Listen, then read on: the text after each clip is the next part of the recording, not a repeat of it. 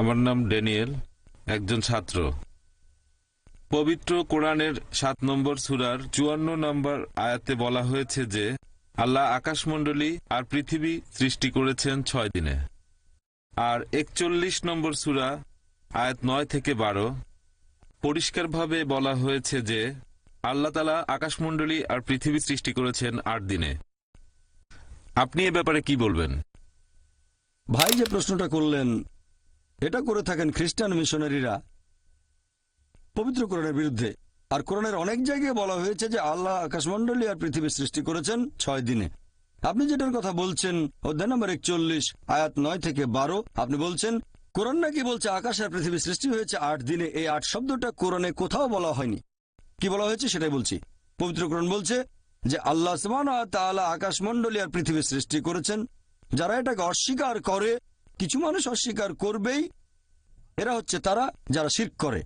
এরপরে আরো বলা হয়েছে আল্লাহ তাআলা পৃথিবীকে সৃষ্টি করলেন 2 দিনে, আর জনাব আরিফ জুলফার সৃষ্টি করলেন পৃথিবীর বিভিন্ন উপাদান, পাহাড় পর্বত, অন্যান্য উপাদান মোট 4 দিনে।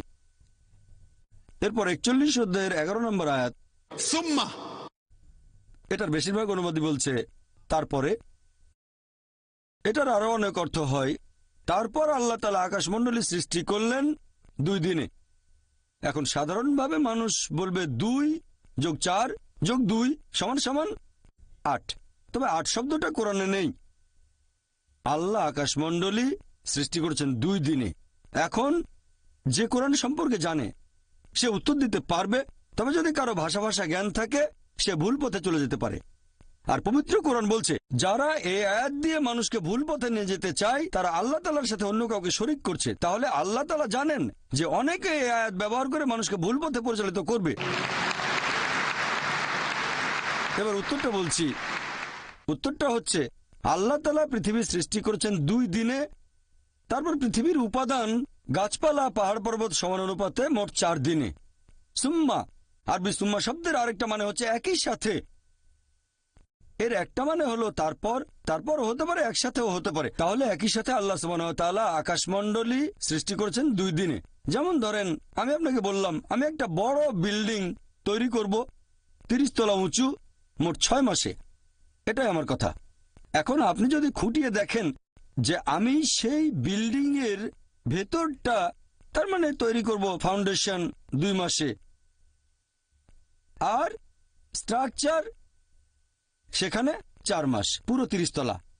একই সাথে যখন তৈরি করছি ফাউন্ডেশন তখন কম্পাউন্ডের প্রাচীরও তুলে ফেললাম 2 মাসে। তাহলে যখন আমি ফাউন্ডেশন তৈরি করছি একই সাথে প্রাচীর তুলছি আমি, তার মানে এই না যে 2 যোগ 4 যোগ 2 সমান 8 মাস। অর্থাৎ যখন ফাউন্ডেশন তৈরি করছি তখন একই সাথে আমি কম্পাউন্ডের প্রাচীরও তুলছি। তাহলে আমার বিল্ডিংটা তৈরি হচ্ছে 6 মাসে 8 মাসে না। আর একই সাথে আল্লাহ তাআলা বলেছেন যখন তিনি পৃথিবী সৃষ্টি করলেন একই সাথে আকাশমণ্ডলীও সৃষ্টি করলেন। এখন 2 দিনে পৃথিবী আর একই সাথে আল্লাহ আকাশমণ্ডলীও সৃষ্টি করলেন। সেজন্য আল্লাহ পবিত্র কোরআনে বলেছেন সূরা আম্বিয়া অধ্যায় নম্বর 21 আয়াত নম্বর 30, আওয়ালাম ইয়ারাল্লাযিনা কাফারু, অবিশ্বাসীরা কি এটা দেখে না আন্না সামাওয়াতি ওয়াল আরদা কানাত রাতকান ফাতাকনাহুমা, আকাশমণ্ডলী ও পৃথিবী ওতপ্রোতভাবে মিশেছিল, আমি তাদের আলাদা করে দিলাম। তাহলে আল্লাহ পৃথিবী আর আকাশমণ্ডলী সৃষ্টি করেছেন একই সাথে, ফাতাকনাহুমা। আমি তাদের আলাদা করে দিলাম। এখানে আসলে বিগ ব্যাং এর কথা সংক্ষেপে বলা হয়েছে।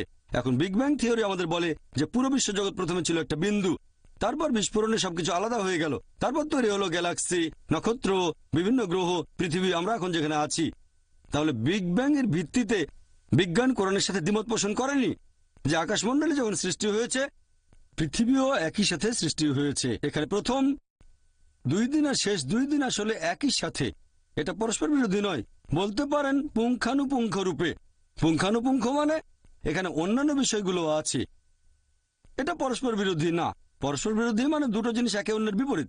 পুঙ্খানুপুঙ্খ মানে অন্যান্য বিবরণগুলো দেয়া। যেমন ধরেন আমি আপনাকে বললাম যে আপনি সৎ, আগামীকাল বললাম আপনি খুব দয়ালু।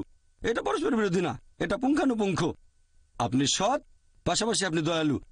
তবে পরে যদি বলি আপনি অসৎ, সেটা পরস্পর বিরোধী হবে। এই আয়াতে পবিত্র কোরআনে বিস্তারিত বলা হয়েছে এই 6 দিনে কিভাবে সৃষ্টি হয়েছে। প্রথম 2 দিনে পৃথিবী, একই সাথে আকাশমণ্ডলী, আর তারপর 4 দিনে পৃথিবী উপরের উপাদানগুলো যেমন পাহাড় পর্বত গাছপালা সব সমান অনুপাতে। আশা করি উত্তরটা পেয়েছেন।